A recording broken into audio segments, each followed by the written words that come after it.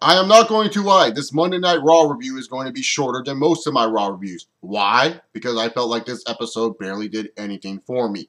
That's just the bottom line. A lot of matches tonight, some decent promos tonight. That's all I can really say to sum up this Monday Night Raw. But let's go into detail about Monday Night Raw. So Raw kicked off tonight with all the superstars waiting for Triple H and Stephanie to talk, and pretty much the beginning of Raw was just a clip show. They were trying to show you like, oh, do you remember when Seth Rollins turned heel? Oh, do you remember when Daniel Bryan got injured? Oh, do you remember what Triple H and Stephanie McMahon said about Daniel Bryan? So it was just a bunch of clips of what they were saying the whole time, and it was really, really, really lackluster. This opening promo I just did not really care for, and they announced that every superstar that was on there was in a Battle Royal tonight, except for Dean Ambrose, Roman Reigns, and John Cena. And that they have a special task for John Cena because John Cena, he's a special human being. He doesn't need to be in a battle royale where there's more odds to overcome. No. Instead, he has to face Demon Kane in a stretcher match since Daniel Bryan can't do so. And since he was defending Daniel Bryan, he has to face Kane in this stretcher match. Yawn. Boring. I don't care. I really don't. I was just sitting here like, oh my God, really? They're giving us the Elimination Chamber 2012 main event again. When I saw the freaking ambulance, I just had flashbacks. All that was missing was Zack Ryder in crutches in a wheelchair and Eve Torres kissing John Cena for no random reason. You know what bugged me about this episode of Monday Night Raw tonight was we had 3 refreshing matchups for Raw Product TV. You had Seth Rollins versus Dolph Ziggler. You had Sheamus versus Bray Wyatt. And you had Dean Ambrose and Bad News Barrett. 3 refreshing matches. And yes, I know Seth Rollins and Dolph Ziggler have wrestled a bunch of times on SmackDown and main event. But these are 3 refreshing matchups. You can't deny that. But you don't have a definitive winner in any of these 3 refreshing matchups. Instead, you freaking try to protect everyone in these matchups by having one of them go in DQ, one of them go in countout, and then another DQ match. WWE, winners and losers do matter. They do. Even though this is a scripted sport, they do matter. And the fact that, we couldn't find definitive winners in this match, it just feels like you're trying to protect all these guys. And if you want to protect all these guys, why in the blue fuck are you putting them in the matches in the first place? For example, Dolph Ziggler and Seth Rollins. I don't know why they just didn't have Seth Rollins win here. I mean, he has done it before where he's defeated Dolph Ziggler 1, 2, 3 clean. So why in the blue hell do we need Dean Ambrose to come out and attack Seth Rollins randomly? Just to save Ziggler for not getting a loss in his hometown? Is that the reason why? I don't know. And in all honesty, why didn't Dean Ambrose help Seth Rollins, or help Dolph Ziggler defeat the Seth Rollins? How come Dean Ambrose just didn't do that? That would have made much more sense in my personal opinion. But no, when it comes to the WWE, sometimes if it makes sense, they won't do it.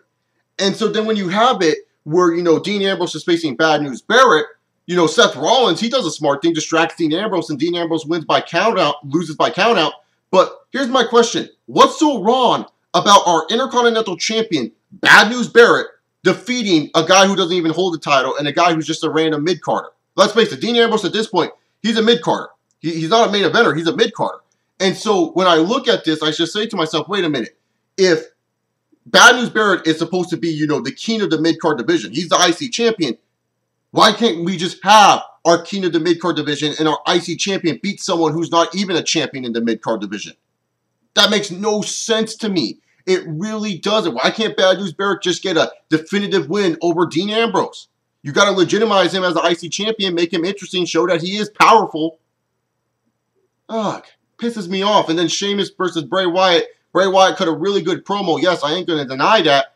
But the match itself, it was okay. It was all right. I understood why they did this match on Raw. It made sense. It wasn't like they were just doing this match just for the fuck of it. They had a good reason. Both men are in the Money in the Bank ladder match, so you got to hype up all the participants in there somehow in some way, and I felt they did a good job with it. They definitely did a good job with Sheamus and Bray Wyatt trying to hype you up to see those 2 brawl. The Usos coming out, it just felt like a distraction. Anytime the Usos are involved with Eric Rowan and Luke Harper, I think it's a hindrance to a Bray Wyatt match because it just becomes so mumble-jumbled. The people that are in the ring actually wrestling a match, they don't even become the main focus anymore. We look at the people outside of the ring. We're not looking at the 2 main guys actually wrestling in the ring. And so, to me, it was just like, why end this match in a DQ? And not only that, a DQ where we don't even know who won the match. It was kind of like, oh, did Sheamus win or did Bray Wyatt win? WWE, definitive winners matter.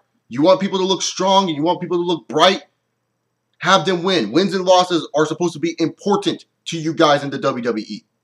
DQ and all that other crap count out, those are just lame finishes. It's fine to have those every once in a while. I'm fine with those every once in a while. But 3 straight matches with no real definitive winner? Come on, WWE, that's just dumb.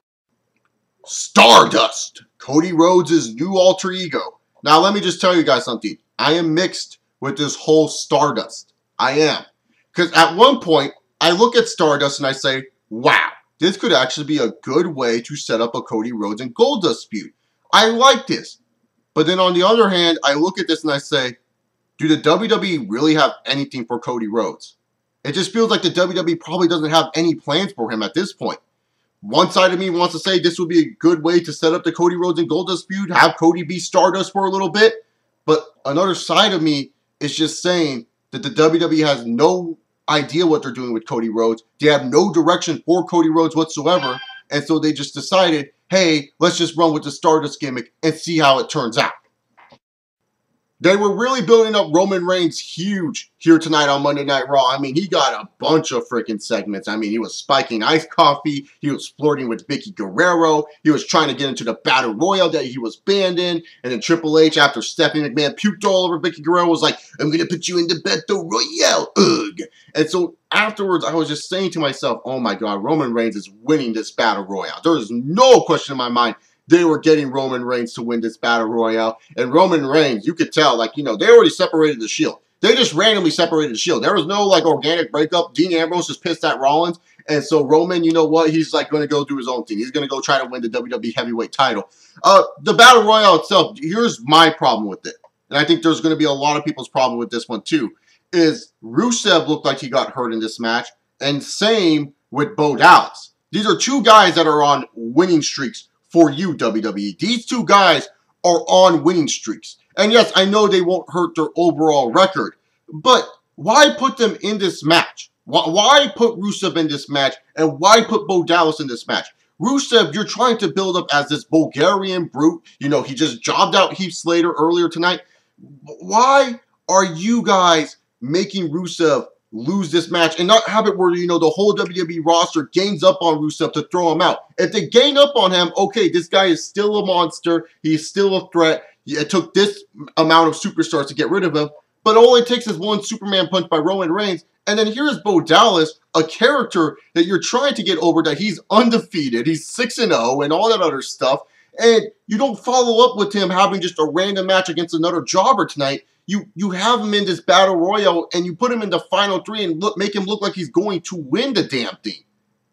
I mean, shit. I get it. Roman Reigns is the hot thing and I'm a Roman Reigns fan. But come on, WWE. Don't hurt 2 other characters in the process. Don't hurt the dominating monster Roman Reigns and don't hurt your little parody gimmick that you have with Bo Dallas. Don't do that. Hurting those characters is not a good thing. It isn't. That's just all I got to say about that. I'm fine with Roman Reigns going into the WWE Heavyweight title match. It makes perfect sense to me, and I hope it makes perfect sense to you guys. I'm amazed that the WWE did not make Kevin Hart more funnier. They literally did not make Kevin Hart entertaining whatsoever. Why have him on commentary? Why not have him do something with Hornswoggle? I mean, Hornswoggle's gimmick right now is that he's some movie star. It would make sense. You know, Kevin Hart, if you look at it, and if you guys are movie fans, you know almost every comedy he's dominating in. He's in almost like every single comedy that's coming out in like the next couple of months. Why in the blue hell do you not just have like a Hornswoggle and Kevin Hart interaction? That would be much more funnier than to have Kevin Hart just be on commentary and do absolutely nothing. I felt they really had a big missed opportunity with Kevin Hart here tonight. But I did like that Kevin Hart did party with the Rosebuds. I think that's good for an Adam Rose. You know, you put him with someone on the level of Kevin Hart. Maybe this gets some mainstream publicity. Maybe it doesn't. Who knows? But hey, you know what? At least he partied with Adam Rose. And that's cool by me because I am a Rosebud. Kevin Hart's a Rosebud. And you people should be Rosebuds. Don't be a lemon. Be a Rosebud. And while you're at it, go watch Think Like a Man 2 in theaters, you know, this Friday, whatever. Go watch that movie up. Apparently, it's going to be hilarious. I didn't even watch the first Think Like a Man, but apparently this one is just as good as that one. So which means it's probably bad, but who knows? Just go watch it. It's Kevin Hart. You know, maybe Chase Bolivar, my alter ego, he's actually getting into my head a little bit more. Because I kind of had epiphany when watching Paige versus the girl who loves Melina versus Alicia Fox from Toughen Up season whatever. I had an epiphany watching this match, and for anyone asking, Chase Bolivar is not here tonight. He's very upset that Bo Dallas did not win the Battle Royale. He's not really happy right now. It's definitely out of character for him, but he's definitely does not want to show you guys the negativity of the YWC, so he's told me that he would not be here tonight. So Chase Bolivar is not here. But back to what I was saying about Paige, my epiphany of Paige. You know, I realized something watching this match. You know, people are calling her bland. People are calling her boring. She acts psycho in the ring. She's very vicious in the ring. Very talented. What does that all fuse together to you guys? Come on, think. If you're a fan of my channel or you know me, who is my favorite wrestler? Who is blumped up all together in one, just like Paige? Minus the construction worker beard, minus the raging ring boner, and minus pounding the mat insane and the baby oil. Paige is the female version of Randall Keith Orton. And all she is missing to her arsenal is a pose like Randall Keith Orton. See this right here. It's a good start, but she needs something like this. She needs something miraculous like Randall Keith Orton. And from now on in my channel, just like Chase Bolivar said in my last review, where he told us that Paige is like a little seed and that we just need to sprinkle water on it and soon she'll be growing up to be a flower or whatever. I'm buying into this bullshit. Believe it or not, I am.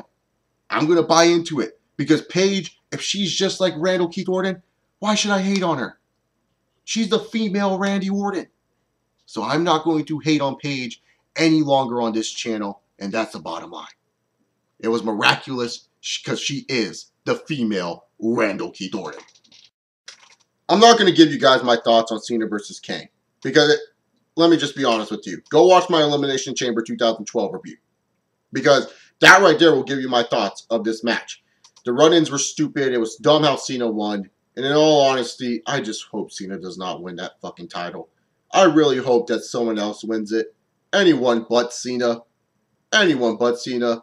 But in all honesty here, he is one of the favorites to win this match. I think the three favorites in this match by the WWE's eyes are John Cena, Randy Orton, and Roman Reigns. Those are the three favorites. Everyone's hopeful that Bray Wyatt will win and Cesaro will win. At this point, I don't know if they would trust Bray Wyatt to win that match. And also, I think it's too early for Cesaro to win. Hell no, Sheamus is not going to win this one. And really, Alberto Del Rio does not even have a fucking chance. I mean, this dude won the qualifier match 2 weeks ago, and he has not been on TV. This dude won this qualifying match to be in the championship, and he's not been on TV ever since. He's not a threat to win this fucking match. In all honesty, the three guys that I just feel that the WWE may put the belt on are those three. Randy Orton, obviously, is my favorite, so I'm fine if he wins it. Roman Reigns, I would think it'd be a little bit too early, and I'm just sick and tired of the... You guys smell that? The same old shit. I am really sick and tired of the same old shit of John Cena, you know, having the belts and reigning supreme and all that other crap. So in all honesty here, this Monday Night Raw to me, even though we got some refreshing matchups, I felt, you know, it was a bit lackluster because none of those matchups really had definitive endings. I felt they misused Kevin Hart greatly on this show. They could have done such a funny segment with Hornswoggle, but instead we got this shit. I mentioned in the Battle Royale that I didn't like how certain superstars that you're building up are not protected. But overall, this Raw, it wasn't a terrible episode. It wasn't a good episode. It was just a meh episode. And that's how I feel about it. Meh. I hope the WWE can get me a little bit more excited for the Money in the Bank pay-per-view because the only matches announced so far are that 7-man Money in the Bank for the title and the Usos versus the Wyatt family. We might get Rollins versus Ambrose. And that's about it. That's all I can think about that they might put on this card. But other than that, that's all I really got to say. Tell me guys down below what you guys think about Monday Night Raw tonight. I am out of here. Tomorrow is my Q&A, so send in your questions if you haven't already. Peace!